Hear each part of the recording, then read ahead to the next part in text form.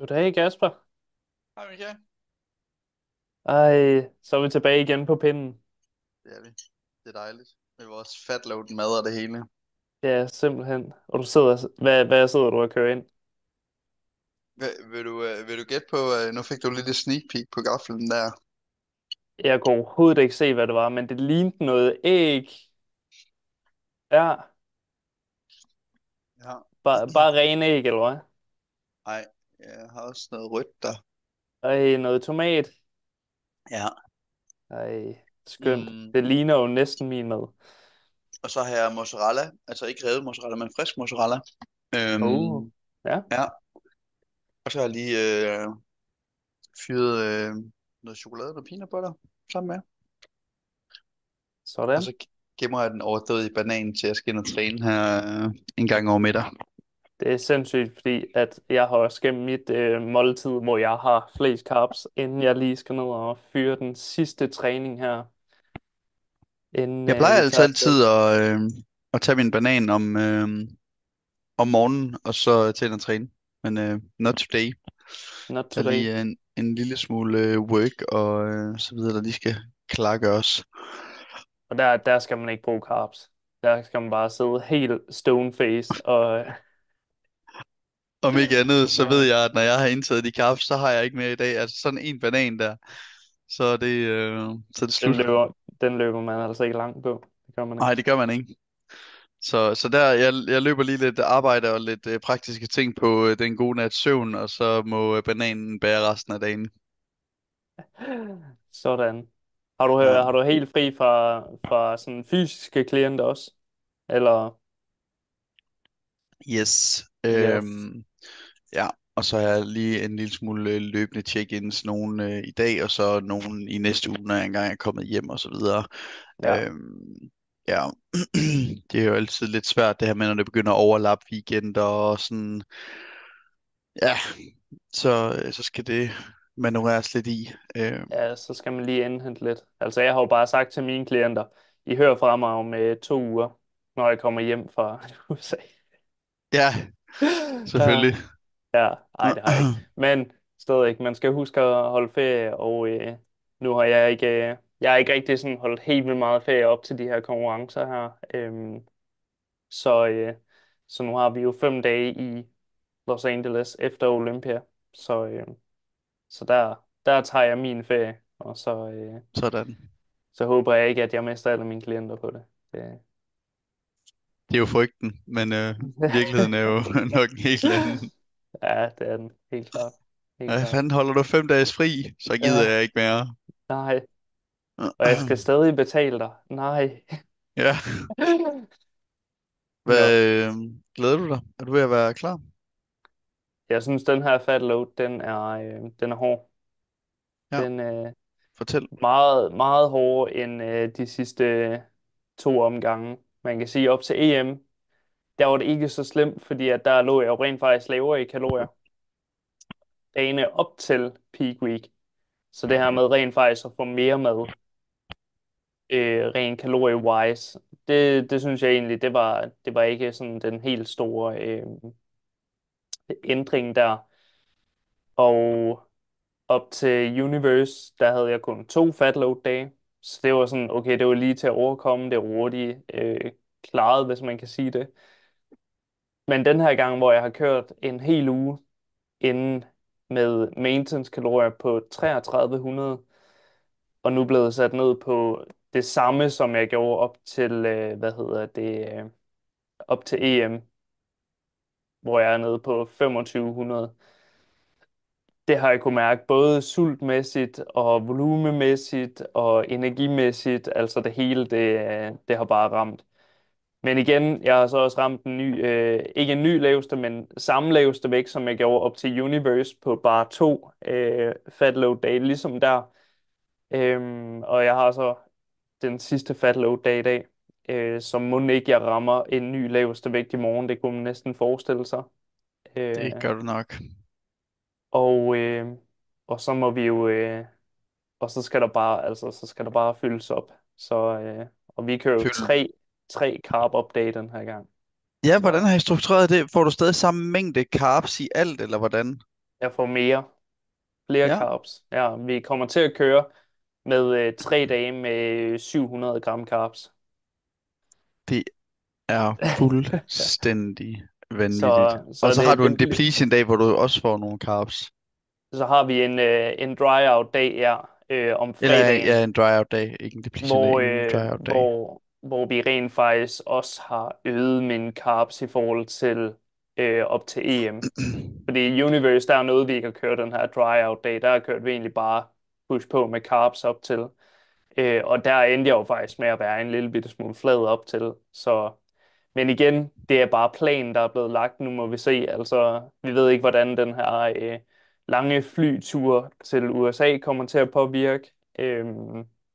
Ved ikke, om bare det at komme hen i et andet miljø, om der er noget stress, der lige binder et eller andet, og det gør, at vi bliver nødt til at fjerne nogle carbs, eller sådan et eller andet. Og så har vi faktisk også implementeret en træning ind torsdag, en upper session. Øhm, Fordi at det gav lige mening i forhold til den her lange flytur, og også sådan rent mindset-wise for mig, der kan jeg godt lide sådan, okay, og føle, at jeg sådan lige har lavet et eller andet, øhm, så jeg ikke bare føler, at jeg har lagt ned fra tirsdag til show, hvad hedder det, om lørdagen, og ikke lavet altså noget som helst overhovedet. Så der kan jeg godt lige bare lige ind og få en light session derover og så om torsdagen. Og så må vi jo se, om der skal fyldes mere op øh, af den grund. Ja, Men igen, vi har en plan for det, og så, altså, den er jo altid til at blive ændret i, hvis der er behov for det. Man kan også sige, at dagen bliver også længere, rejsedagen om onsdagen. Altså der får vi jo lige pludselig været 8 timer mere at løbe på. præcis. Men vi laver så heller ikke en skid i de 8 timer. Men det er jo så, ja, så må man lidt tage det, som det kommer, ikke? Det er altid uforudsigeligt, hvad der sker, når man rejser så lang tid, sidder ned, og alle de parametre, der normalvis er konstante, de er det modsatte her. Ja, præcis. Så man ved aldrig nogensinde, hvordan man kommer til at reagere på det, men man kan kun lægge en plan ud fra, altså Ja. hvad vi ligesom har set førhen. Nu kørte vi jo 3 carb-up-dage til Universe, og endte med ikke at blive fyldte. Fordi at vi rent faktisk startede, jeg tror vi startede på sådan noget 550 gram carbs, og så øgede vi til 615, nej 625, og så øgede vi til 700 den sidste dag, og var altså stadig ikke helt fyldte. Så nu starter vi på 700, og så vil vi hellere tage lidt af, hvis der er behov for det. Ja, Øhm, så ja, det er ligesom det, der er planen. Så spændende mand. ja, meget, meget spændende. Så håber jeg, at Lad det os, fungerer bedre med fordøjelsen den her gang, i stedet for de der 2 dage med 1000 gram carbs. Det har jeg ja, jo hørt en anden en, der skal. det er rigtigt. Ja. Det er Er det korrekt. fuldstændig samme protokol som op til EM? Nej, Nej. det er det Okay. ikke.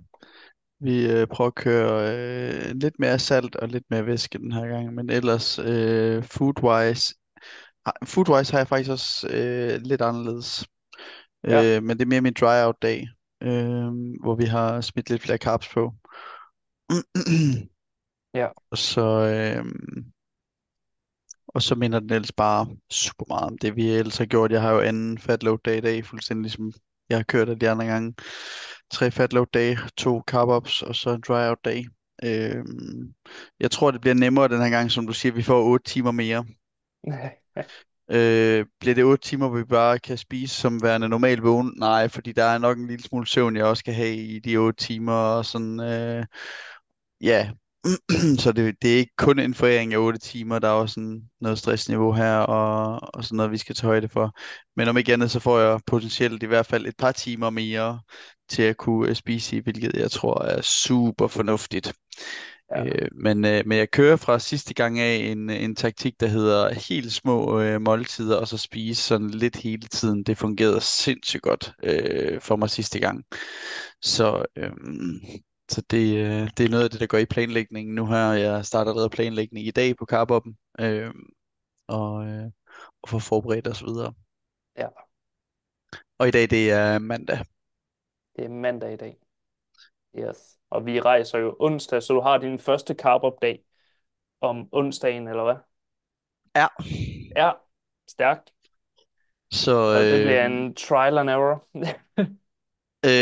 ja, fordi at man kan sige, det har jeg aldrig gjort før. Jeg har, Nej, altså jeg har prøvet at rejse. Jeg har ikke prøvet at rejse så langt før. Det er faktisk en first timer. Så det bliver også super interessant. Men at så lige skulle fortære 1000 gram carbs samtidig, og sådan, det bliver en spændende oplevelse. Spændt på at se, hvordan kroppen reagerer på det.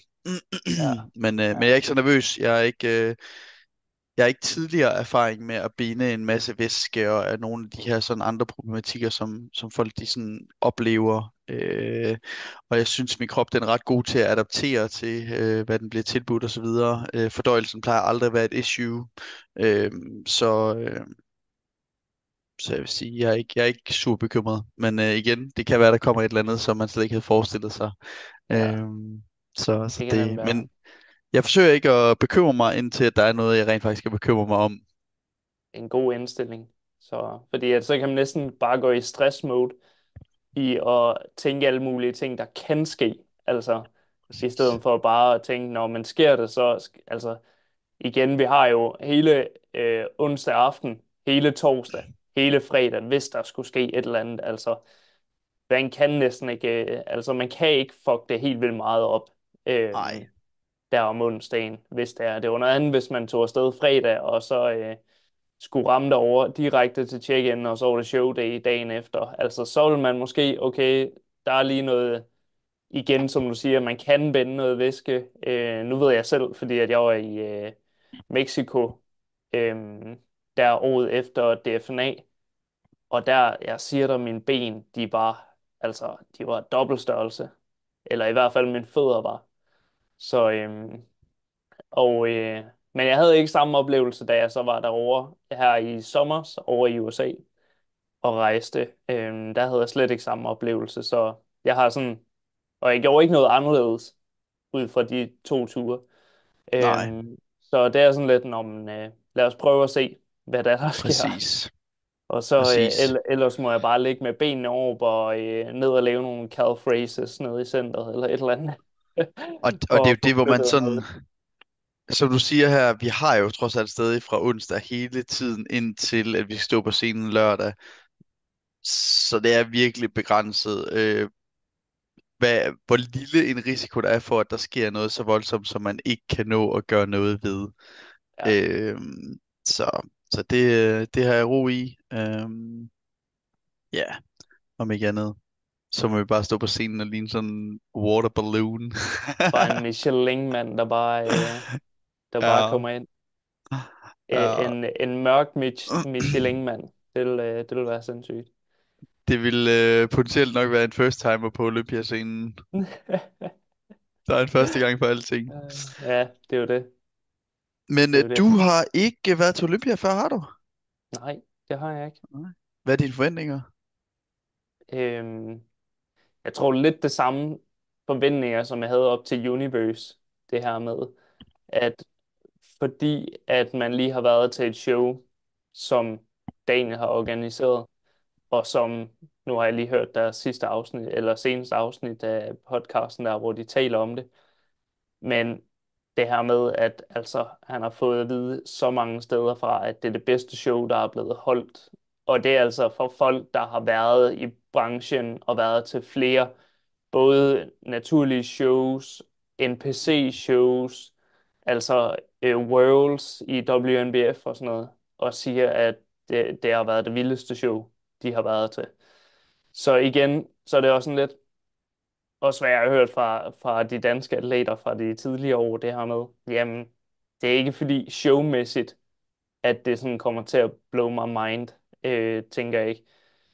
Jeg glæder mig dog til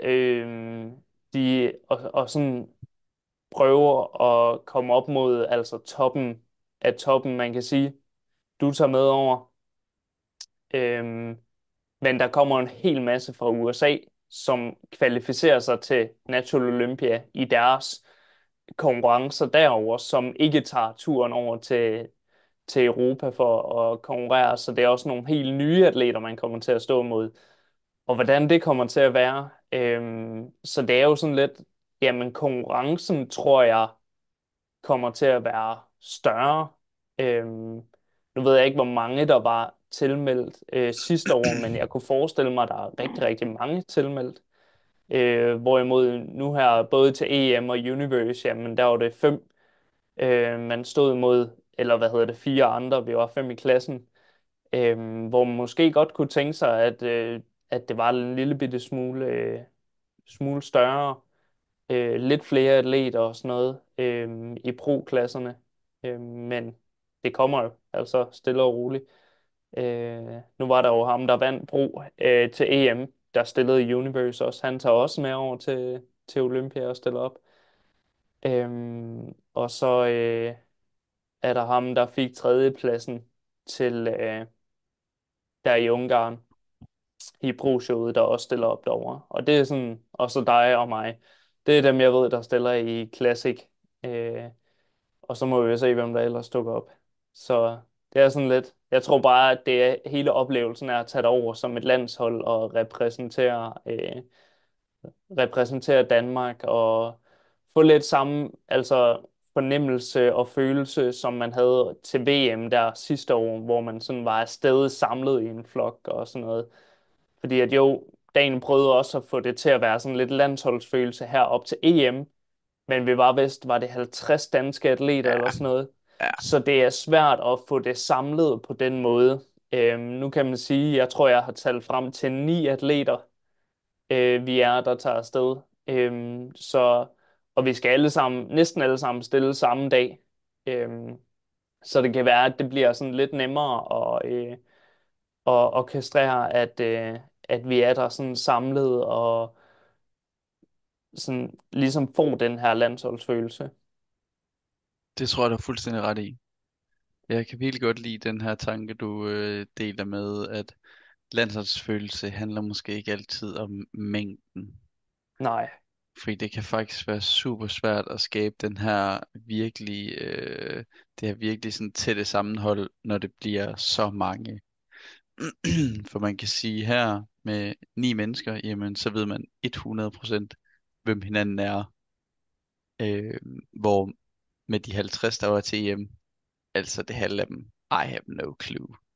nej, Og det er ikke noget med dem eller noget som helst. Det er simpelthen bare fordi, der var så mange mennesker.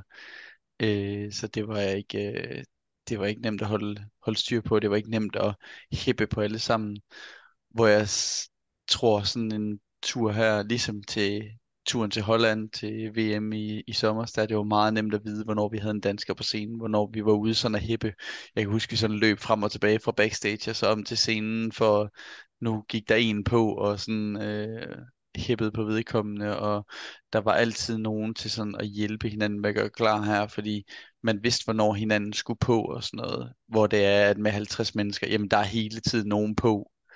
Øhm, og det tror jeg virkelig er en stor spiller i forhold til den her landsholdsfeeling. Og hvad er det egentlig for noget? Det er jo en bestemt følelse, man sådan beskriver. Men hvornår er det det? Øhm, men, men for mig der er det, som du siger her, det her med, at man hipper på hinanden, man støtter hinanden og så videre. Og det er bare meget nemmere, når man har overblik over, okay, jamen, så har vi x atlet, der skal på det her tidspunkt, og så passer det med, og så kan man det, og så er der nogen, der gør det her, og sådan virkelig alle sammen være der for hinanden. ja. Men ja, jeg tror også, showwise, tror jeg fuldstændig, du har ret i, at EM bliver klart det show, vi kommer til at huske tilbage på showwise. Men konkurrencemæssigt tror jeg virkelig også, at Olympiaden den kommer til at have noget godt at byde på. Jeg tror virkelig, at der kommer nogle dygtige atleter, det håber jeg på. Og så skal jeg jo prøve at peak til klassisk musik for første gang. Øj, Fordi klassisk musik sindssygt. ligger jo som en af de første pro-klasser. Hvor satan, mand. Nu bliver Ja, jeg bliver helt nervøs nu. Nu det skal jeg skal du jo ikke. også op mit game, så. Men det bliver virkelig fedt. Jeg glæder mig sindssygt meget. BB er jo den aller sidste klasse, som jeg kunne læse. Det tror jeg Øhm, også. men klasse fysik er jo en af de første pro-klasser, så det bliver sindssygt nice Det bliver at, fedt. at skulle gøre det. Øhm, men nu er jeg jo nu har jeg jo sagt, at jeg ikke stiller i mixed pass, fordi at alle amatørklasserne var om fredagen, og nu kan jeg jo se, at mixed pass er om lørdagen. Så I stiller også i den? Men vi stiller ikke i mixed pass. Nå, okay. Kaspers krop, jeg ved ikke med Anne-Sophie, om hun kan klare at stå på scenen en hel dag, men jeg er simpelthen begrænset her. Jeg kan simpelthen ikke holde til at stå på scenen så mange gange.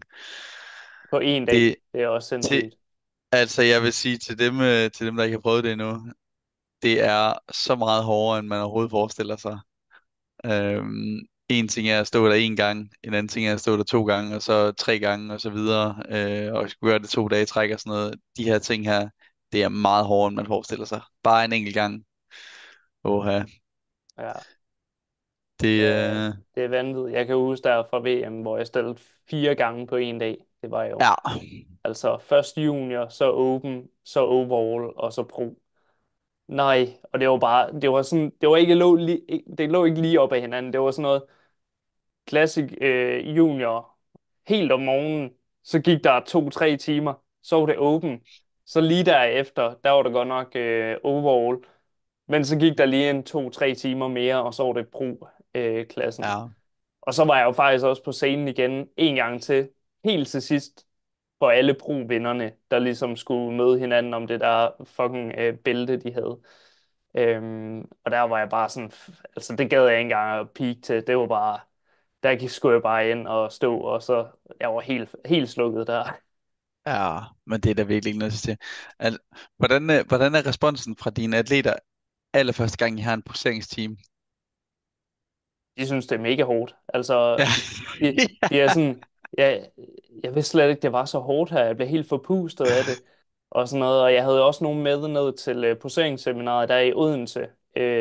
Da det egentlig var sådan lidt op til EM, men der var også mulighed for dem, der skulle op til DFNA og sådan noget.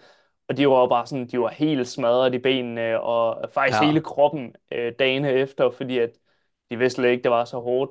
Man blev også kørt hårdt der, men ja, det er virkelig, det er, man kan ikke, det er svært sådan at fortælle, hvor hårdt det rent faktisk er.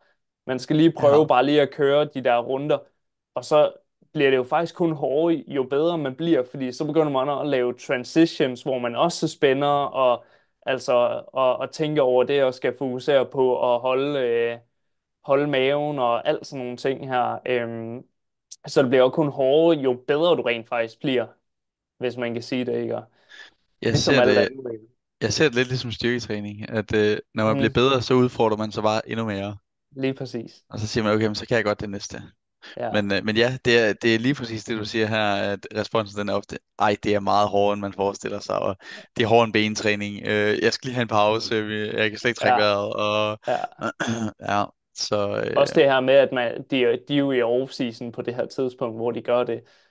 Og jeg vil ved med, nu er det ikke, fordi jeg poserer lige så meget i min off-season, som jeg gør nu her op til konkurrence. Men bare det her med at skulle holde maven og holde poseringerne, og især fordi man ikke kan se lige så meget, så man spænder måske endda en lille bitte smule mere i off-season, end man gør, mhm. når det er, man er helt nede i fedtprocent, ikke? Så det bliver også bare, altså det er bare hårdt i off-season at posere. Det, Ja. det er det sgu. Altså der får jeg jo nogle gange spørgsmål sådan, jamen det bliver da vel nemmere, når jeg kommer ned i fedtprocent.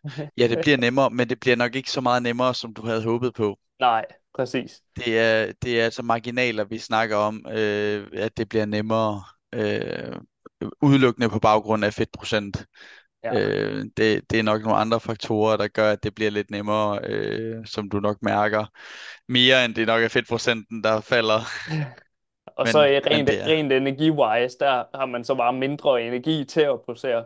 Så det ja. er sådan counterproductive, ikke? Ja. Har du egentlig en poseringsrutine, du laver, når du er oppe og øver selv? Hvad tænker du på? Altså Jamen i sådan forhold har du en til... fast, hvad kan man sige, fast antal omgange, du kører, eller en fast rutine, eller øver du altid quarter turns mandatories og fri rutine, eller hvordan gør du det? Jeg har faktisk ikke øvet min frirutine, siden jeg lavede den til Universe. Jeg har Så øvet min en gang siden EM. det er virkelig... Jeg ramte den heller ikke helt... Jeg havde heller ikke øvet den særlig meget op til Universe, så jeg ramte den heller ikke helt vildt godt, men det er sådan... Altså, jeg tror, jeg øver den måske lige i dag, efter mine træninger. Men ellers så har jeg jo sådan fast, hvor det er, at jeg egentlig bare tager en runde af hver. Både quarter turns og som mandatories efter. Og hvis der er et eller andet, jeg føler, når jeg lige ser videoen efter, og det der, det skal jeg lige prøve, så prøver jeg lige at lave den igen. Bare den ene posering og lave den rettelse. Fordi at nogle gange, så er det også sådan lidt det samme, hvis man er i gang med at lave en fri rutine. På den måde, hvis det er, at du skal igennem alle poseringer en gang til, men det kun lige er den ene specifikke posering, du vil prøve at rette noget på, jamen, så kan det være, at du måske tænker for meget over det til at slå alle de andre poseringer ordentligt. Så det er bedre rent faktisk at fokusere på den lille sekvens af enten frirutinen eller den ene posering eller to poseringer, du rent faktisk prøver at lave en ændring på. Og så lige prøve at se, om man kan gøre det, man gerne vil gøre. Men nu ligger det også, altså det ligger også så meget på ryggraden nu. Der er faktisk lige kun min sådan side chest med biceps. Den leger jeg stadig lidt med. Den synes jeg ikke, jeg kan sådan få til at spille ordentligt. Men ellers alt det andet, der synes jeg har fin rutine i. Øh, Vil du dele dine tanker her med din sidechest? Hvad er det for nogle tanker, du gør der?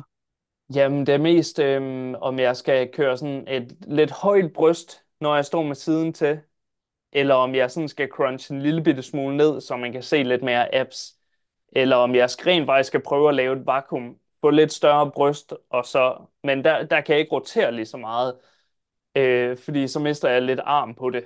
Så det er sådan lidt, det er sådan, jeg får noget ud af det, men jeg mister en lille bitte smule ved det, alt efter hvad det er, jeg gør. Så den er svær for mig sådan at ramme 100%, og især når jeg ikke står og kigger.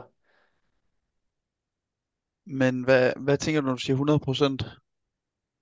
Jamen, hvor jeg både altså får den her fylde og i overkroppen ved skuldrene, man kan se et ordentligt bryst, og samtidig have fylden på armene samtidig, og ikke lave for store huller nede ved taljen.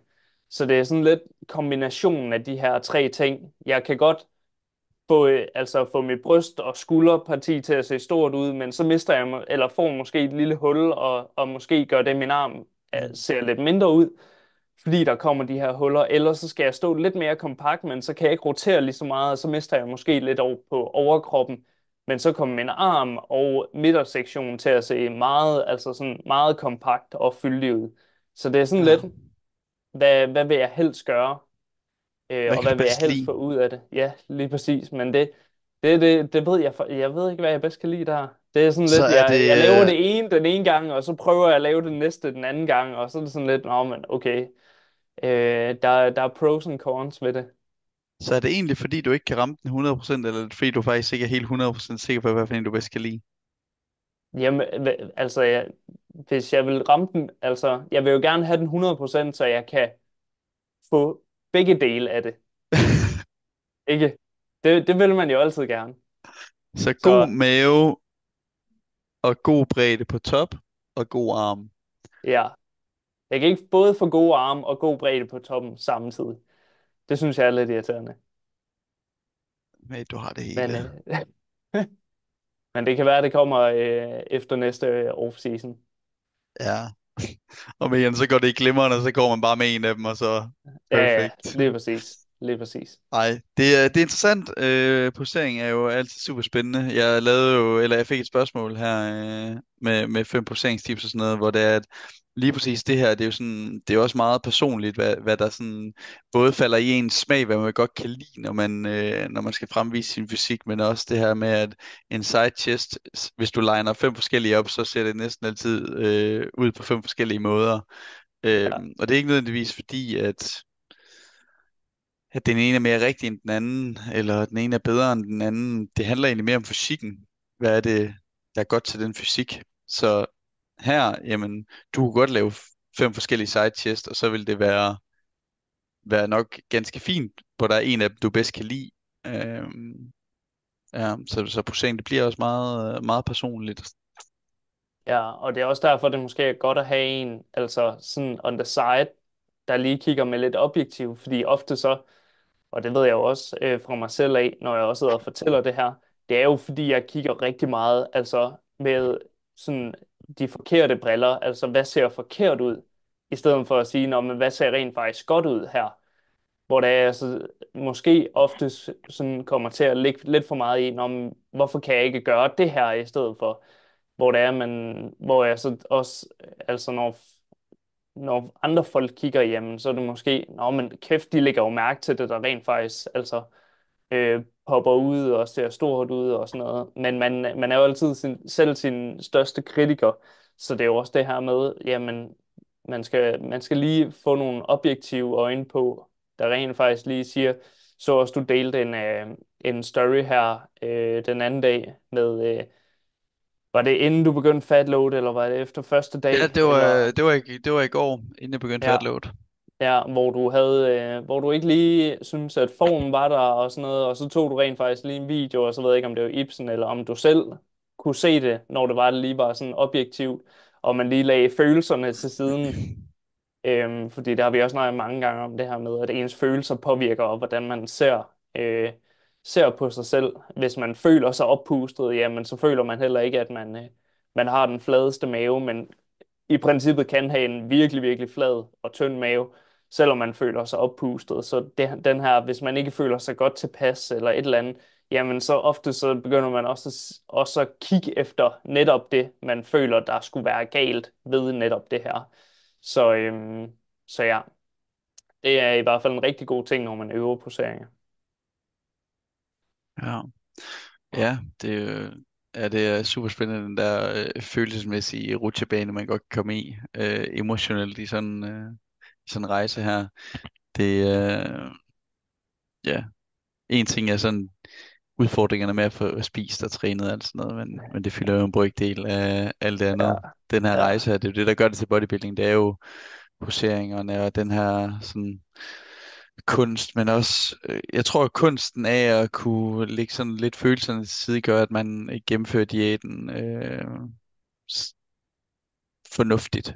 Øh, fordi man kan sagtens have alle mulige følelser, og jeg tror, det er vigtigt at sådan se, hvad er det for nogle følelser, man skal handle på, og hvad er det for nogle, man ikke skal. Øh, ja.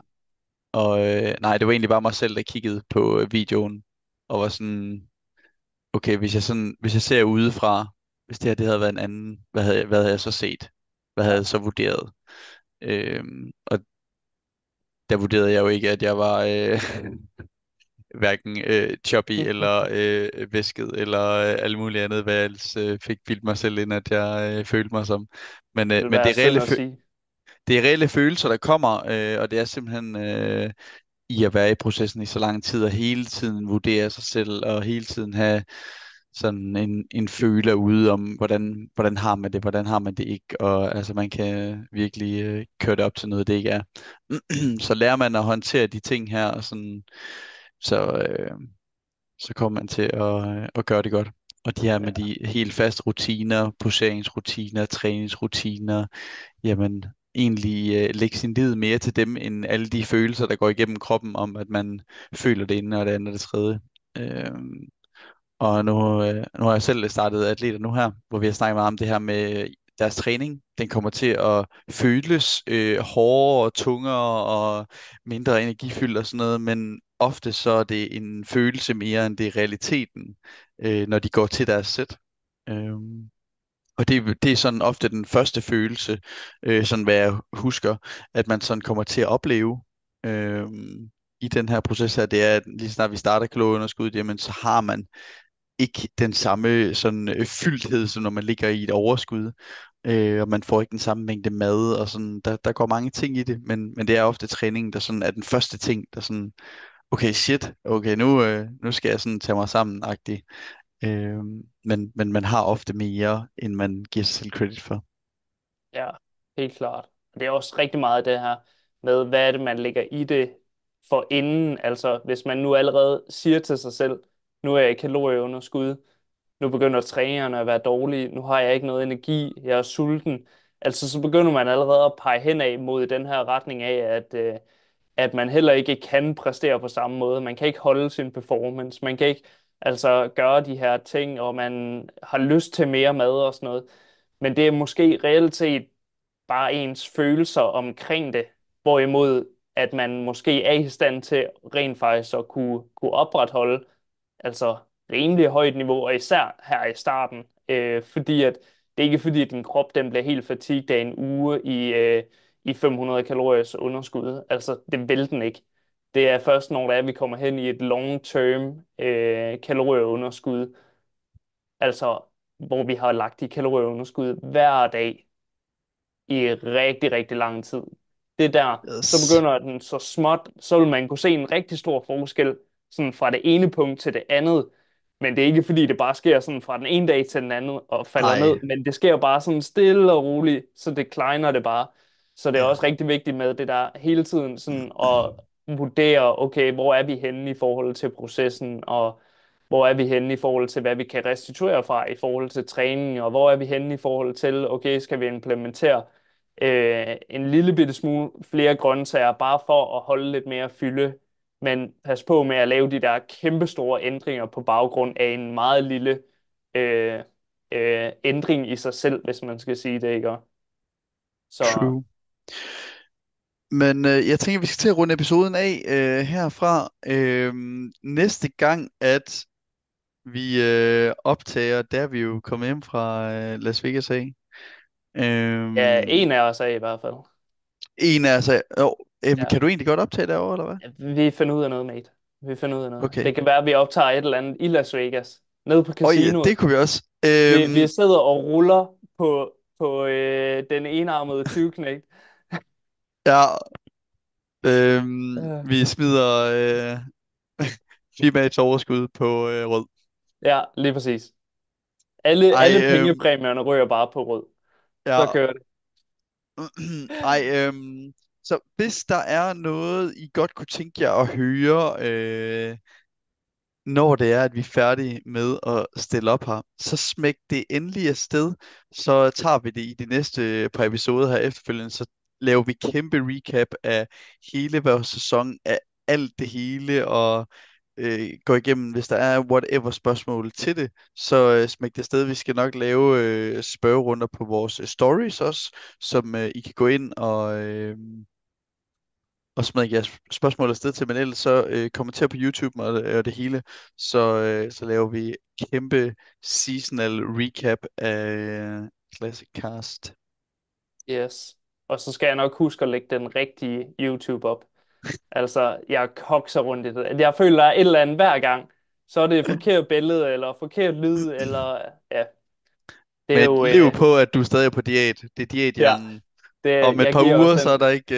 så er der ikke nogen undskyldninger mere. Men det er lidt irriterende, fordi jeg er lidt bange for, at det også sker der. Nej, nej. Så har jeg ikke nogen undskyldning der. Men det tager vi, som det kommer. Ja. Ja. Tusind tak, fordi I ville lytte med. Vi lyttes ved om en uge. Classic Casters out. Peace.